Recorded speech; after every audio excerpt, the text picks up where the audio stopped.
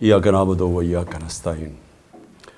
میرے پاکستانیوں، آج میں نے فیصلہ کیا اس بڑے اہم موقع پہ آپ سے بات کرنے کا، کیونکہ ہمارا ملک وہ اس موڑ پہ اللہ نے لا کے کھڑا کر دیا ہے ہمارے اعمال کی وجہ سے کہ اگر ہم اب صحیح فیصلے نہیں کریں گے تو وہ اپنی تباہی کے راستے پہ نکل جائے گا۔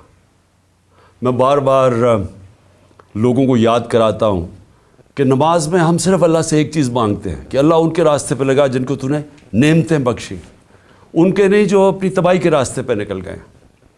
قوم بھی آج ادھر کھڑی ہوئی ہے، ایک فیصلہ کن موڑ پہ کھڑی ہے۔ ڈیفائننگ مومنٹس ہیں پاکستان کے۔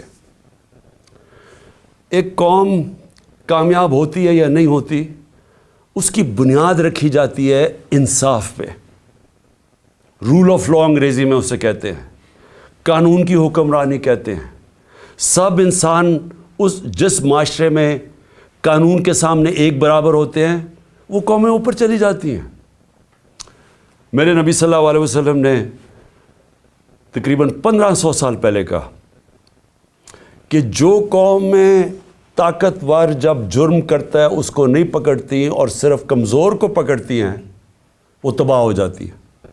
آج اگر آپ نے ساری دنیا میں خوشحالی دیکھنی ہے اور غربت دیکھنی ہے تو ایک ہی چیز ہے جو فرق کرتی ہے، وسائل نہیں۔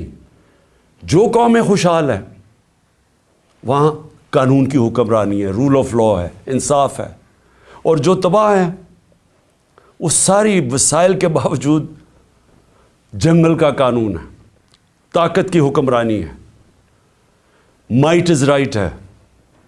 جو طاقتور فیصلہ کرتا ہے اس ملک کی عدالتیں اس کے ساتھ کھڑی ہو جاتی ہیں۔ عدالتوں کا کام ہوتا ہے کمزور اور طاقتور کو ایک برابر رکھنا۔ حضرت ابو بکر جب خلیفہ بنے، پہلی تقریر ان کی کہ میں طاقتور اور کمزور کو ایک برابر کروں گا۔ حضرت عمر خلیفہ بنے، انہوں نے واضح طور پہ کہا کہ میں انصاف کروں گا، کوئی طاقتور قانون سے اوپر نہیں ہے۔ حضرت علی خلیفہ بنے، پہلی سٹیٹمنٹ، سب کی مشن سٹیٹمنٹ تھی میں انصاف کروں گا۔ تو میرے پاکستانیوں، آج ہم ادھر کھڑے ہوئے ہیں کہ ایک طرف ایک طاقتور ٹولہ، مافیاز، جن کو عادت پڑی ہوئی ہے قانون کے اوپر رہنے کی، جب عدالتیں ان کی بات نہیں سنتی ڈنڈوں سے سپریم کورٹ کے چیف جسٹس کو اٹیک کر کے بھگایا انہوں نے، پھر پیسے چلائے باقی ججز کے اوپر، بریف کیس چلے، کوئٹہ بینچ کو خریدا گیا، ٹیلی فون کر کر کے فیصلے لیے کہ جج صاحب اس کو فلانے کو اتنی قید کرنا۔ عادت پڑی ہوئی ہے ان کو کہ اپنے ججز اپنی جوڈیشری کو کنٹرول کرے۔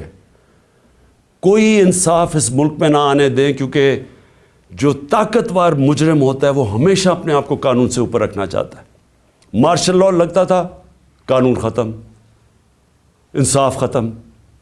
تو آج ہم ادھر کھڑے ہیں کہ اس وقت آئین کی پروٹیکشن کے لیے، اس کی حفاظت کے لیے ساری قوم اب اپنی عدلیہ کی طرف دیکھ رہی ہے، اور جو دوسری طرف ہے سارا جو ٹولہ جمع ہوا ہے سٹیٹس کو کا، مافیاز، جنہوں نے اس ملک کو 30 سال سے چوری کر کے لوٹا، پیسہ باہر بھجوایا، اور ان کا ایک مقصد ہے کسی طرح وہ پیسہ بچ جائے، کوئی ایسی چیز نہ ہو جائے کہ ان کا پیسہ خطرے میں آ جائے جو اتنی محنت سے انہوں نے چوری کیا۔ پہلے جنرل مشرف نے NRO دیا ان کو، سارے جو 2 پاکستان کا پیسہ تھا سارے مال کا، یہاں سے چوری ہو کے پیسہ گیا تھا، سارے مال خریدا، سوئٹزرلینڈ میں $60 ملین پڑے ہوئے تھے، ایک NRO دے کے ان کو معاف کر دیا۔ ادھر سے حدائبہ پیپر مل 90 کی دہائی میں 1 ارب روپے کی کرپشن منی لانڈرنگ کی ہوئی تھی شریف خاندان نے، اس کے اوپر اس کو روک دیا ڈیل کر کے۔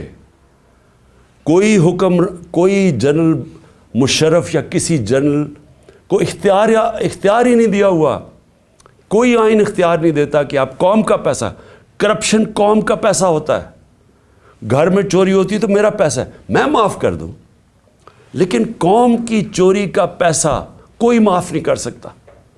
لیکن یہاں ہوا وہی صاحب اقتدار, وہی مافیاز قانون کے اوپر آ گئے, اور میرے سارے 3 سال لگے رہے کہ جی ہمیں این آر او دو. جب وہ بلیک میل کر رہے ہیں کہ جی این آر او دو, اور بدقسمتی سے ان کو این آر او ملا. جنرل باجوہ نے ان کو این آر او دیا, اور اب ان کو مشکل پڑی ہوئی ہے کہ کسی نہ کسی طرح اس این آر او کو اب بچایا جائے. اور ان کو خطرہ صرف ایک آدمی سے ہے, اور اس کی پارٹی سے, عمران خان اور تحریک انصاف سے. ساری کوششیں ہو رہی ہیں کہ کسی طرح عمران خان اقتدار پہ نہ آ جائے, اور اگر وہ آ گیا تو ان کا این آر او خطرے میں آ جائے گا. اپنی ذات کو بچانے کے لیے ملک کو تباہی کی طرف لے کے جا رہے ہیں, صرف اور صرف ذاتی مفادات کے لیے. یہ جو سارا ٹولہ کھڑا ہوا ہے اور ان کے پیچھے جو لوگ ہیں, وہ صرف ذات کے لیے اس ملک کو آج ادھر لا کے انہوں نے کھڑا کر دیا. اور وہ میں بتاؤں گا کہ ہم کھڑے کدھر ہیں آج. مجھے افسوس سے کہنا پڑتا ہے کہ ہمیں پتہ تھا یہ ہونا ہے. یہ ساروں کو نظر آ رہا تھا کہ یہ آئیں گے, ان کا کوئی مقصد پاکستان کی بہتری نہیں ہے. نہیں تو 30 سال ان دونوں خاندانوں نے باریاں لی ہیں, پاکستان تو بنگلہ دیش کے بھی پیچھے چلا گیا. تو اب انہوں نے کیسے ٹھیک کرنا تھا؟ تو سب کو پتہ تھا یہ کیوں آ رہے ہیں, اور ان کو اوپر جب مسلط کیا گیا, اور اس کے اوپر میں بعد میں آتا ہوں. تو میں آج پہلے تو اپنی عدلیہ کو اپنی قوم کی طرف سے خراج تحسین پیش کرتا ہوں کہ ہماری ساری امیدیں اب پاکستان کی عدلیہ سے. بدقسمتی سے ماضی میں ہماری جو عدلیہ کا رول رہا ہے, مجھے افسوس سے کہنا پڑتا ہے کہ وہ طاقتور کے ساتھ کھڑی ہو جاتی تھی. انہوں نے کمزور کا ساتھ نہیں دیا. انہوں نے ہمیشہ وہ جو نظریہ ضرورت, ڈاکٹرن آف نیسیسٹی, اس کے تحت انہوں نے بدقسمتی سے ہماری جمہوریت کو بھی نقصان پہنچایا. کہ جدھر رول آف لاء نہیں ہے, جدھر قانون کی حکمرانی نہیں ہے, وہاں جمہوریت نہیں ہے. کوئی یہ نہ سمجھے کہ جدھر جنگل کا قانون ہے وہاں جمہوریت آئے گی. ہو ہی نہیں سکتا. الیکشن تو ساری دنیا میں ہوتے ہیں. کون سے ڈکٹیٹر نے الیکشن کروائے, کون سی ڈیولپنگ دنیا میں الیکشنز نہیں ہوئے, لیکن جمہوریت نہیں ہے وہاں. کیونکہ جمہوریت تو آتی تب ہے جب رول آف لاء ہو, اور رول آف لاء آنے ہی نہیں دیا یہاں. مارشل لاء لگتا تھا, ویسے ہی ڈاکٹرن آف نیسیسٹی, نظریہ ضرورت آ جاتی تھی. اور نہیں تو جب یہ دو جماعتیں آئی ہیں, انہوں نے اپنے آپ کو قانون کے اوپر رکھنا تھا, تو انہوں نے بھی عدلیہ کے نظام کو چینج کیا. جو ڈنڈے مار کے چیف جسٹس سجاد علی شاہ کو اس کے اٹیک کیا سپریم کورٹ کو, وہ ایک جمہوری حکومت نے کیا تھا, مارشل لاء نے نہیں کیا. ان کو اتنا خوف تھا آزاد عدلیہ سے, کیونکہ یہ جب چوری کرتے ہیں تو یہ دیکھ ہی نہیں سکتے کہ اس ملک کی عدلیہ آزاد ہو جائے, کیونکہ چوری پکڑی جائے گی. اور وہی سجاد علی شاہ کر رہے تھے, جسٹس سجاد علی شاہ, اور انہوں نے اس کو اٹیک کر کے ہٹایا گیا. ججز خریدے, بغاوت کروائی سپریم کورٹ میں, صرف اپنی چوری بچانے کے لیے. اور آج بھی ہم وہاں کھڑے ہیں کہ یہ پورا ہماری عدلیہ کے اوپر زور لگا رہے ہیں. ہر قسم کا اب یہ بلیک میل کریں گے, ہر قسم کی ان کی ایک ہی کوشش ہوگی کہ پاکستان کی عدلیہ پھر ان طاقتور کا, ان چوروں کا ساتھ دے. اور اس کے لیے یہ بلیک میل کر رہے ہیں. اور ہر قسم کی, میں اپنی قوم کو کہنا چاہتا ہوں, تیاری کریں آپ. انہوں نے ہر قسم کا پریشر ڈالنا ہے عدلیہ پہ, جو انہوں نے ماضی میں کیا ہے. اور انہوں نے ہر قسم کی کوشش کرنی ہے کہ پاکستان کا آئین جو واضح طریقے سے کہتا ہے کہ 90 دن کے آگے الیکشن نہیں جا سکتی.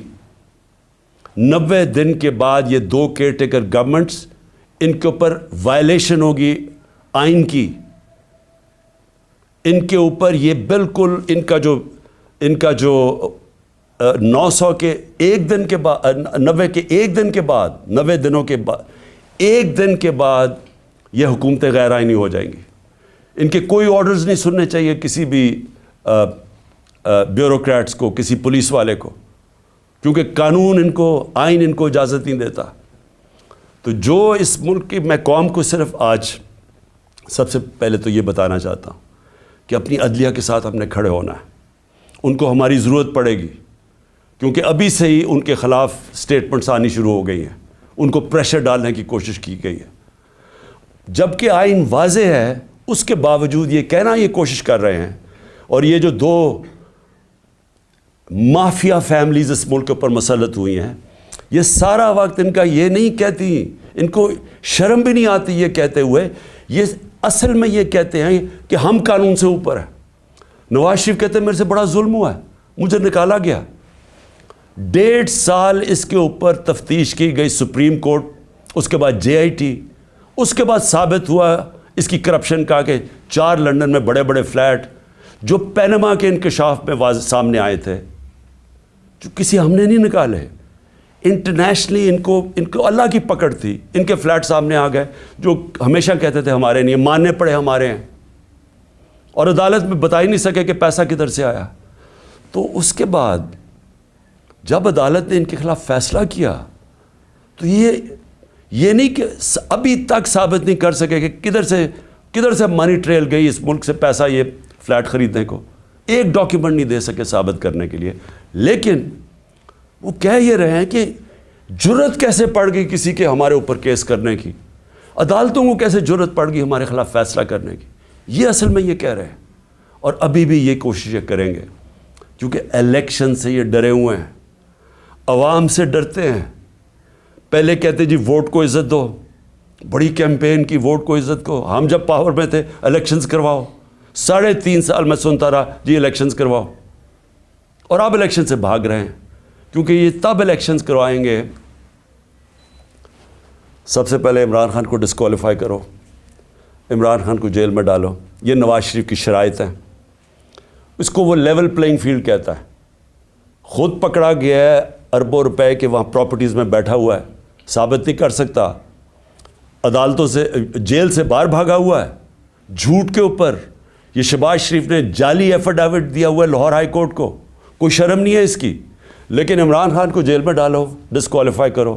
تحریک انصاف کے لوگوں کو پکڑ دھکڑ کرو. شرمناک رول ہے اس ملک کی الیکشن کمیشن کا. میں نے کبھی اس طرح کی بے شرم الیکشن کمیشن نہیں دیکھی. ہر فیصلہ کرتی ہے یہ نواز شریف سے حکم لے کے, ہر فیصلہ کرتی ہے ہینڈلرز جو پیچھے کہتے ہیں. 2 جو کیئر ٹیکر گورنمنٹس بنائی ہیں انہوں نے, ہم نے اتنے نام بھی ویسے دیے جو کہ غیر جانبدار تھے. انہوں نے جان کے ان لوگوں کو اوپر بٹھایا ہے جو یہ لاہور کا چیف منسٹر بنایا ہے, اس کو بالکل جو سب سے بڑا دشمن تھا تحریک انصاف کا اس کو اوپر بٹھا دیا. جیسے آفیسرز پوائنٹ کر رہے ہیں جو یہ جو پولیس والوں کو رکھا گیا جنہوں نے ہمارے پہ تشدد کیا, ان سب کو اوپر بٹھا دیا. تو ہمارے اوپر کیسز کرو, پارٹی کو توڑو. جب یہ سمجھیں گے کہ یہ بالکل گراؤنڈ تیار ہو گئی ہے ان کے لیے, تب یہ چاہتے ہیں الیکشن کرواؤ, اس لیے بھاگ رہے ہیں الیکشن سے. اور میں ویسے ان کو کہتا ہوں کہ جتنی بھی دیر آپ کر لیں رزلٹ وہی نکلنا ہے, جتنی دھاندلی کر لیں رزلٹ وہی نکلنا ہے. لیکن ملک تباہ ہو رہا ہے. ہماری ساری کوشش یہ تھی کہ الیکشنز ابھی اس لیے ہم کروانا چاہتے تھے کہ الیکشن ایک ہی طریقہ اس دلدل میں جو ملک پھنسا دیا اس سے نکلنے کا, اور تو دوسرا راستہ ہی کوئی نہیں ہے. تو ہم اپنے ملک کے لیے اپنی 2 گورنمنٹس ڈیزالو کرتے ہیں اپنے ملک کی خاطر کہ کسی طرح ہم جو یہ ادھر پہنچا دیا انہوں نے پاکستان کو کہ اس ملک کی 75 سالہ تاریخ کے اندر کبھی ملک کا یہ حالات نہیں تھے جو آج ہیں. کسی سے پوچھیں یا چھوڑیں کہ میں عمران خان کیا کہہ رہا ہے, میں چاہتا ہوں کہ کسی اکانومسٹ سے پوچھ لیں, کوئی غیر جانبدار لوگ ایکسپرٹس ہوں پالیٹکس کے, اکنامکس کے, ان سے تو پوچھیں کہ کبھی پاکستان کے یہ حالات تھے. اور کوئی آگے روشنی بھی نہیں نظر آ رہی. جتنی دیر یہ بیٹھے رہیں گے یہ اور ہم ڈوبتے جا رہے ہیں. میرے پاس اعداد و شمار ہیں, میں یہ پھر سے اپنی قوم کو بتانا چاہتا ہوں کہ یہ جو حالات آج ہیں, کیسے اس ملک کا تنخواہ دار طبقہ اب گزارا کرے گا. اور ابھی شروعات ہیں, ابھی جو IMF کے ساتھ انہوں نے طے کی ہیں کنڈیشنز, اس کے بعد جو اب لہر آنے لگی ہے مہنگائی کی, کیسے, میں تو ابھی بتاؤں گا جو آج حالات ہیں, ابھی مزید جو آگے ہوں گے وہ کیسے وہ برداشت کریں گے وہ لوگ.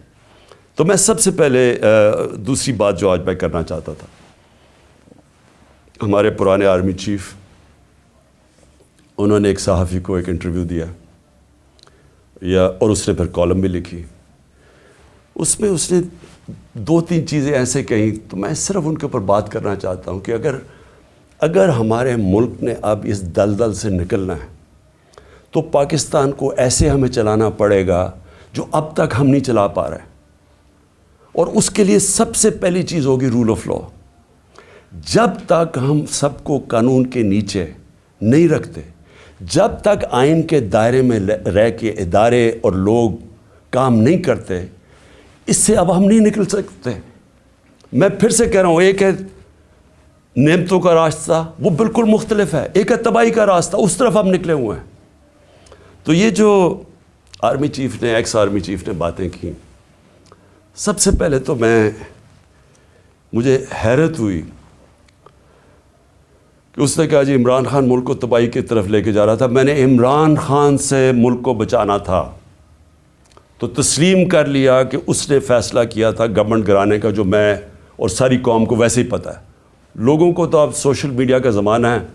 وہ آخری رات جس دن میں نے کہا تھا کہ کوئی رہ تو نہیں گیا، تو اس دن رات کو تو سب قوم کو پتہ چل گیا تھا کہ کون تھا پیچھے اس کے.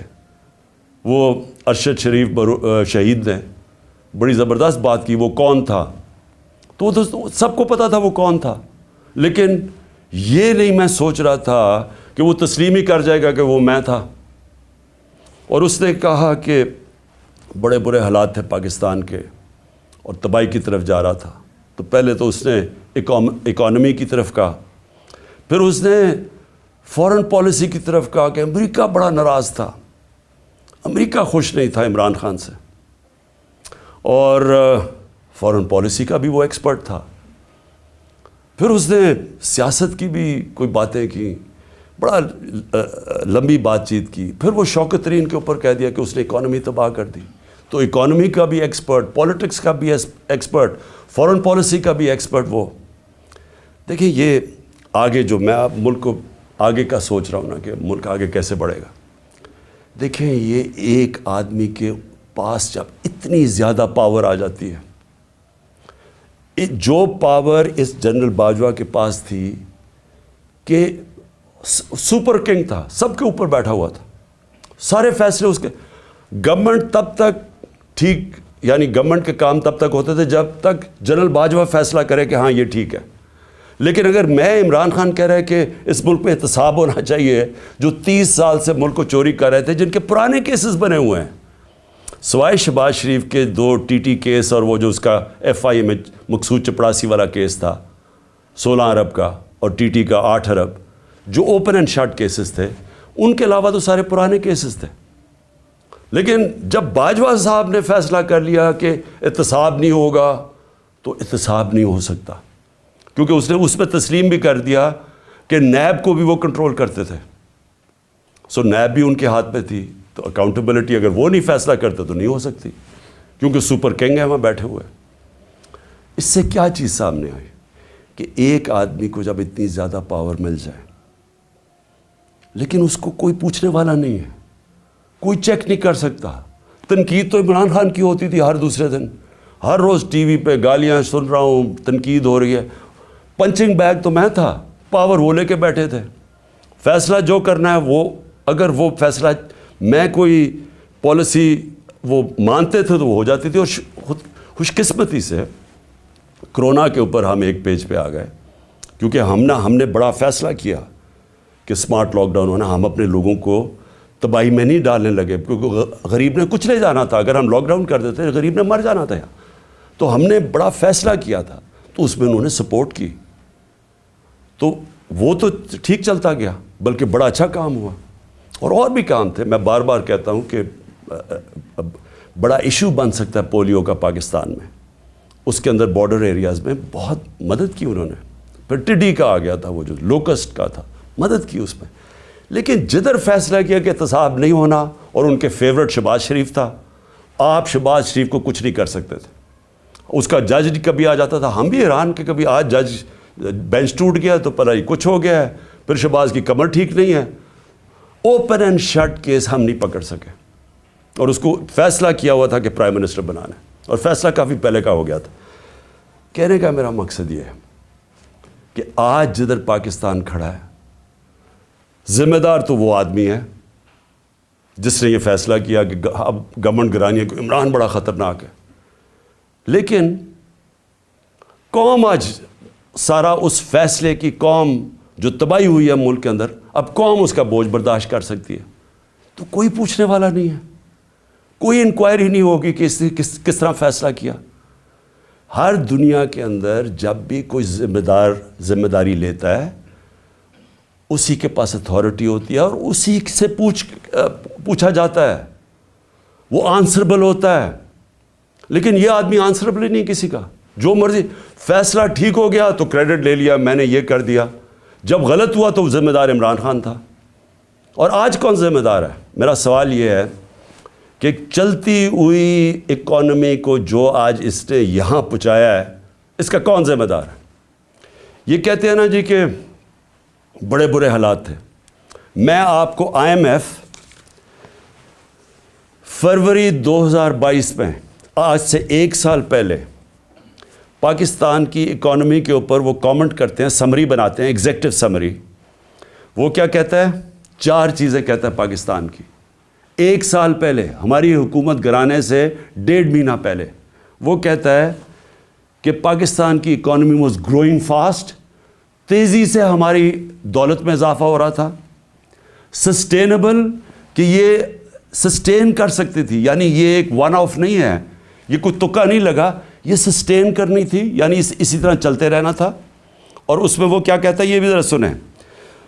وہ کہتا ہے کہ 7 سالوں کے اندر پاکستان کی جو مڈل کلاس میں اضافہ ہوگا، یعنی جو مڈل کلاس، جن کے حالات بہتر ہوں گے، وہ 6 کروڑ لوگ اوپر جائیں گے، مڈل کلاس بنیں گے پاکستان کی۔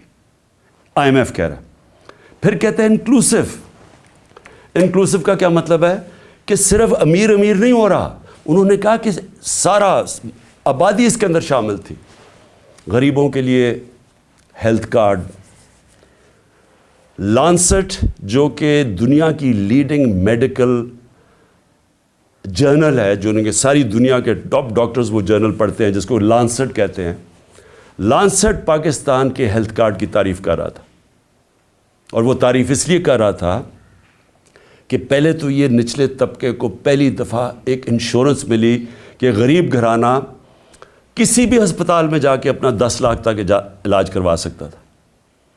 یہ انہوں نے لانسٹ لکھتا ہے کہ ہمارے سے بہت امیر ترین ملکوں کے پاس بھی یونیورسل ہیلتھ کوریج نہیں تھی جو پاکستان میں تھی۔ اور اس کا جو دوسرا کیا پہلو تھا کہ ہمارے جو پرائیویٹ سیکٹر ہے، جو دیہاتوں میں نہیں جاتا، جو ہمارے گورنمنٹ ہاسپٹلز ہیں، وہاں دیہاتوں میں ڈسٹرکٹ ہاسپٹلز خالی پڑے ہوتے ہیں، ڈاکٹرز نہیں جاتے، نرسز نہیں جاتے، وہاں سارے بیچارے ادھر سے اٹھ کے لوگ آ جاتے ہیں ڈویژنل ہیڈ کوارٹرز یا بڑے شہروں میں۔ تو پہلی دفعہ پرائیویٹ سیکٹر دیہاتوں میں جا رہا تھا، انہوں نے چھوٹے چھوٹے ہاسپٹلز بنانے شروع کر دیے ہیلتھ کارڈ کی وجہ سے۔ تو ایک ہیلتھ کوریج کا نیٹ ورک بن رہا تھا پاکستان میں، جو کہ انہوں نے آ کے ختم کیا۔ اور کیوں کیا؟ کیونکہ وہ مریم کی وہ آڈیو لیکس، اس میں وہ کہتی ہے کہ عمران خان کو فائدہ نہ ہو جائے، اپنے تو کھانسی بھی ہو اور وہ زکام بھی ہو تو باہر چلے جاتے ہیں سارا ٹبر علاج کروانے کے لیے، تھوڑی سی چیز ہو پتہ چلتا ہے جی اب پھر لندن پہنچ گئے علاج کروانے کے لیے۔ اور کوئی ایسا دنیا میں صرف ملک ہیں جو کہ مریم بی بی کا صرف علاج ہو سکتا تھا، وہاں اور کوئی دنیا میں ہو ہی نہیں سکتا تھا۔ لیکن عام آدمی کا کبھی سوچا کہ غریب گھرانے کے اندر جب ایک بیماری آ جاتی ہے تو پتہ ہے کہ ان کے اوپر کیا گزرتی ہے؟ سارا خاندان غربت کی لکیر کے نیچے چلا جاتا ہے۔ یہ ساری ریسرچ شو کرتی ہے کہ ایک بڑی بیماری وہ لوگ جو غربت کی لکیر سے اوپر ہوتے ہیں، ایک بیماری ان کو نیچے لے جاتی ہے غربت کی لکیر سے۔ تو انہوں نے آ کے وہ ہیلتھ کارڈ ختم کیا، جو کہ ہمارا، جب وہ کہتے ہیں نا سسٹین، جب انکلوسیو کا مطلب ہوتا ہے کہ وہ ساری قوم کو لے کے، جب ملک میں دولت میں اضافہ ہو رہا ہے تو لوگوں کو بھی ساتھ ہم لے کے چل رہے تھے۔ پھر احساس پروگرام، دنیا نے ایکنالج کیا پاکستان کا احساس پروگرام جو نچلے طبقے کے لیے تھا۔ اور یہ اسٹینفرڈ یونیورسٹی, امریکن یونیورسٹی کی ریسرچ ہے کہ پاکستان ایک فلاحی ریاست کی طرف جا رہا تھا احساس پروگرام کی وجہ سے. ورلڈ بینک سب نے تعریفیں کی پاکستان کے احساس پروگرام, جو کہ انکلوسیو تھی. تو یہ IMF کہہ رہا ہے کہ پہلے تیزی سے بڑھ رہی ہے, پھر سسٹینیبل ہے, یعنی یہ چلتی جائے گی. اور انہوں نے کہا کہ 6 کروڑ لوگ اس میں آ جائیں گے مڈل کلاس میں اوپر. پھر وہ کہتا ہے انکلوسیو ہے, کہ وہ صرف ہم نے امیروں کا نہیں سوچا, نیچے سے بھی اٹھا رہے ہیں, جس میں کامیاب پاکستان بھی تھا, کامیاب جوان تھا نوکریاں دینے کے لیے. اور جاب رچ, کہ ہم روزگار پیدا کر رہے ہیں, یعنی ہم نوکریاں دے رہے تھے, امپلائمنٹ بڑھ رہی تھی پاکستان میں. فیصل آباد جیسی جگہ میں, جدھر ہم جب 2018 میں آئے تھے تو لوگ اپنی فیکٹریاں بیچ کے ان کو ہاؤسنگ اسٹیٹ بنا رہے تھے, وہاں فیکٹریاں بند ہو رہی تھی. ہمارے دور میں 2022 کے اندر ٹیکسٹائل سیکٹر کہہ رہا تھا کہ ہمارے پاس مزدور کم پڑ گئے, ہمیں باہر سے مزدور لانے پڑتے. اور آج جا کے ذرا فیصل آباد میں پوچھیں کہ حالات کیا ہیں بے روزگاری کے. تو میں اب اس کے بعد صرف 2-3 اور چیزیں کہنا چاہتا ہوں, اور میں یہ اس لیے کہنا چاہتا ہوں کہ یہ ملک کو بچا رہے تھے. جنرل باجوہ عمران خان کو ملک سے بچا رہے تھے, تباہی سے بچا رہے تھے. تو یہ ذرا تباہی کا ذرا میں صرف قوم کے سامنے رکھنا چاہتا ہوں کہ 10 مہینے کے اندر کیا ہوا ہے پاکستان میں. جو اس ملک کے اندر مہنگائی ہوئی ہے, انفلیشن ہوئی ہے. اگر آپ کے ایک نچلے طبقے کے خاندان کے پاس اگر 30,000 روپے ان کی آمدنی تھی, اگر 30,000 آمدنی تھی پچھلے سال کی اپریل میں, آج اس کی خریدنے کی کیپیسٹی کہ وہ کتنی چیزیں خرید سکتا ہے, وہ رہ گئی ہے 20,000. اور لوگوں کی آمدنی سے 10,000 30,000 میں 10,000 روپیہ غائب ہو گیا مہنگائی کی وجہ سے. اور وہ کیوں ہے, میں ذرا پھر سے لوگوں کو بتانا چاہتا ہوں کہ وہ ملک کو جو بچایا جا رہا تھا عمران خان سے, وہ ذرا دیکھیں کہ بچا کے کیا کیا ملک کے ساتھ. اور ابھی IMF کی جو اگریمنٹ ہوئی ہے, یہ مہنگائی ابھی آنی ہے مزید, جو روپیہ گرا ہے اس کی اور مہنگائی آنی ہے. لیکن ابھی تک جو مہنگائی ہے, میں صرف اپریل سے اب تک آپ کو بتا دوں. آٹا, بنیادی چیز جو ایک انسان استعمال کرتا ہے, عام آدمی, 1170 روپیہ تھا 20 kg آٹا ہمارے دور پہ. آج وہ چلا گیا 2400 پہ, دگنا ہو گیا. گھی 470 روپے, 470 روپے کا جو گھی پر kg تھا ہمارے دور پہ, آج 550 پہ چلا گیا kg. لیکن جو سننے والی چیز ہے وہ ہم امپورٹ کرتے ہیں پام آئل. پام آئل کی قیمت انٹرنیشنل منڈی کے اندر آدھی ہو گئی ہے. اس کا کوئی فائدہ پاکستانیوں کو نہیں ہوا, کیونکہ یہاں مزید تقریباً 100 روپے اور مہنگا ہو گیا kg پہ. چکن, مرغی جو ہم استعمال کرتے ہیں, 268 روپے kg تھا ہمارے زمانے میں, آج 415 پہ پہنچ گیا. جو چاول 104 kg ہمارے زمانے میں تھا, 172 kg پہ پہنچ گیا. پیاز, جو عام آدمی پیاز اور روٹی کھانے والے لوگ ہیں, 62 روپے کلو تھا پیاز, آج پہنچ گیا 225 روپے کلو. دودھ, جو بچوں کے لیے بہت ضروری ہوتا ہے, بچوں کی ہڈیوں کے لیے, 117 روپے لیٹر تھا, آج 153 روپے لیٹر پہنچ گیا. جو عام آدمی استعمال کرتا ہے, کیونکہ گیس صرف جو پہنچائی جاتی ہے گھروں میں, وہ صرف 27% گھروں میں گیس پہنچائی جاتی ہے پائپ کے ذریعے, باقی لوگ سلنڈر استعمال کرتے ہیں. تو جو ہمارے زمانے میں 2470 روپے سلنڈر تھا, 2470 روپے کا سلنڈر, وہ آج 3400 روپے پہ پہنچ گیا, 3400 روپے پہ. بجلی 16 روپے یونٹ ہمارے دور میں تھا, آج 36 روپے یونٹ پہ پہنچ گئی ہے. پٹرول 150 روپے کا تھا, آج 250 روپے پہ پہنچ گیا. ڈیزل 145 روپے کا تھا, 263 روپے پہ پہنچ گیا. ڈالر, اور جس کی وجہ سے بہت جو مہنگائی آ رہی ہے, 178 روپے ڈالر تھا ہمارے دور میں, آج 270 پہ پہنچ گیا. اور اس کا ابھی ایفیکٹ آنے والا ہے. میں اس لیے بھی آج یہ اپنی قوم سے کہنا چاہتا ہوں کہ دیکھیں آگے جس طرح ملک چلے گا، بند کمروں میں ایک آدمی فیصلہ کرے گا تو یہ نتیجہ ہوگا. اس کے پاس اتنی پاور ہے کہ وہ عقل کل بن گیا، ہر چیز کا وہ ہر فن مولا بن گیا. فارن پالیسی تو وہ جانتا ہے، اکانومی وہ سمجھتا ہے، شوکت ترین کے اوپر وہ کامنٹ کر سکتا ہے کہ جی وہ شوکت ترین نے یہ کیا تو وہ کیا. آپ کو پتہ کیا اکنامکس کا؟ اور آپ بتائیں نا کہ آپ جو اکانومی پہنچی ہے آپ اس کے کون ذمہ دار ہیں؟ اور پھر پولیٹیکل سچویشن کے اوپر وہ بات کر رہا ہے کہ جی فلانے کو چیف منسٹر ہٹا دو تو اس کو لگا دو، جس کو لگا رہا ہے وہ لینڈ مافیا کا حصہ ہے اس کو لگا دو. فیصلے سب کر رہا ہے لیکن ذمہ داری کوئی نہیں ہے. ذمہ داری عمران خان کی ہے جو کہ پنچنگ بیگ بنا ہوا تھا. تو پہلے تو پاکستان نے جو آگے بڑھنا ہے یہ اس کے اوپر ہمیں سوچنا پڑے گا کہ ایسے ملک پاکستان یا کوئی اور ملک ایسے آگے نہیں چل سکتا، اور ساروں کو آئین کے بیچ میں رہ کے چلنا پڑے گا. اگر ہم نے اس ملک کو بچانا ہے ان حالات سے، تو یہ صرف کوئی اکانومی کا ماہر نہیں بچا سکتا. اوور آل جو پولیٹیکل اکانومی کہتے ہیں، اس ملک کی گورننس سسٹم کیسے ٹھیک کرنی ہے. سب سے بڑے جو ہمارے پاکستان کو جو اس دلدل سے نکال سکتے ہیں وہ اوورسیز پاکستانی. ابھی ہمیں بڑا فخر تھا، ترکی میں ہم پڑھ رہے تھے کہ ایک پاکستانی نے $30 ملین دیے، جو بڑے مشکل امتحان سے ہمارے ترک بھائی گزر رہے ہیں جدھر سے زلزلے کی وجہ سے. ایک پاکستانی نے $30 ملین دیے. تو سوچ لیں کہ پاکستانی جو باہر بیٹھے ہوئے ہیں ان کے پاس کس طرح کے وسائل ہیں. میں کئی ایسے پاکستانی جانتا ہوں. اگر ہم ملک کا یہاں ماحول گورننس ٹھیک کر لیں یا رول آف لا لے آئیں، ان کو اعتماد ہو جائے ہمارے انصاف کے نظام پہ، کانٹریکٹ انفورسمنٹ کہ اگر وہ سرمایہ کاری کرتے ہیں تو وہ ان کا کوئی قبضہ نہیں ہو جائے گا، ان کے گھروں پہ قبضہ، فلیٹوں پہ قبضہ، جس طرح کے پلاٹس پہ قبضہ ہوتا ہے. وہ اعتماد کی ضرورت ہے. اور جس وقت ہم نے اپنا نظام ٹھیک کر لیا وہ اپنی انویسٹمنٹ لے کے آئیں گے. اس وقت صرف ریمیٹنسز ہم لے کے آئے تھے، سرمایہ کاری وہ نہیں کرتے پاکستان میں، وہ دبئی چلے جاتے ہیں کیونکہ ان کو وہاں اعتماد ہے ان کے سسٹم پہ. لیکن پاکستان سے وہ وہاں نہیں کرتے کیونکہ اعتماد نہیں ہے. اور اعتماد اس لیے نہیں ہے کہ ایک آدمی فیصلہ کر کے گورنمنٹ گرا دیتا ہے، ایک دم پالیسیز چینج ہو جاتی ہیں.